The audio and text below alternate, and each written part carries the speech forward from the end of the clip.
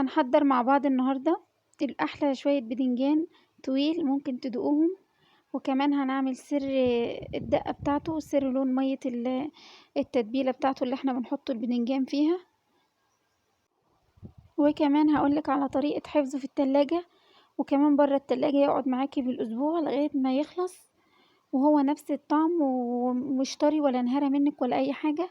بس تابعي الفيديو للآخر واعملي كل تكات وكل تفاصيل وكل حركات التتبيلة والطريقة بتاعتي يعني، وإن شاء الله هتاكلوا أحلى شوية بدنجان، أحلى من بتاع المطاعم والمحلات، وكمان طريقة مضمونة وفي البيت وحاجة نظافة.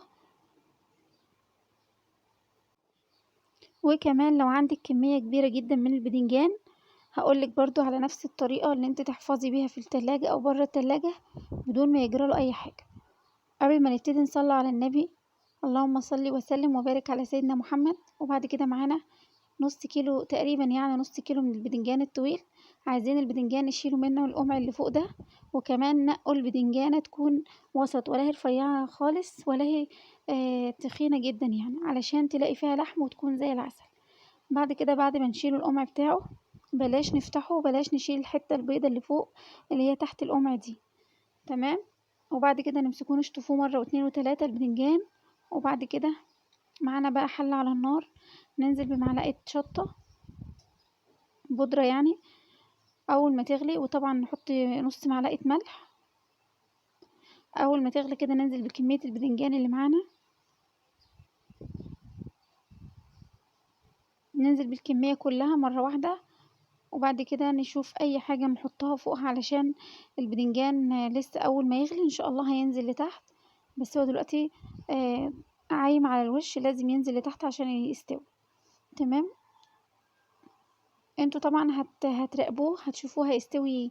اول ما يستوي يدخل في عملية السوا زي ما انتم شايفين كده من جوه زي الفل ابيض اهو قدامكم، واستوى خلاص. نطفي بقى عليه النار على طول، بس ما نسيبهوش في المية بتاعة اللي احنا سلقينه فيها، تمام. علشان احنا كمان هنستغل المية دي، لازم عايزينها تبرد شوية، تمام. معاكم بقى قرنين فلفل كده او شطة ممكن تحطوهم في المية بتاعتنا بيبقوا زي العسل. هنحضر بقى الدقة بتاعتنا اللي هنحشي بيها البدنجان. معانا كمية التوم اللي انتوا تحبوها، ومعانا قرن فلفل اخضر وقرن فلفل احمر، وممكن اللي بيحبه حامي زينا كده ممكن يضيف. معانا نص معلقة كمون، ومعانا كمان الملح بتاعنا، نظبط الملح بتاعنا.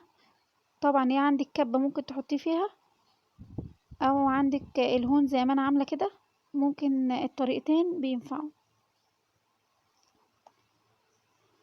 وادي التتبيلة بتاعتنا صارت جاهزة او الحشوة بتاعتنا.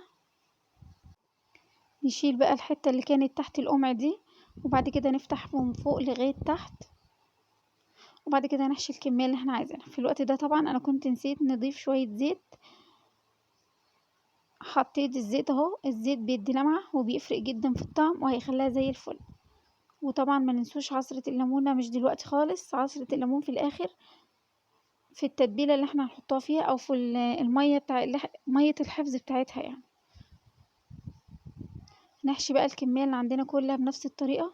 ولو عندكم هريسة شطة من اللي احنا بنفرموها ممكن نستبدل كل الحاجات دي بس الا التوم، وننزل بالهريسة الشطة والتوم مع بعض. ما شاء الله خلصت نفس الكمية كلها بنفس الطريقة.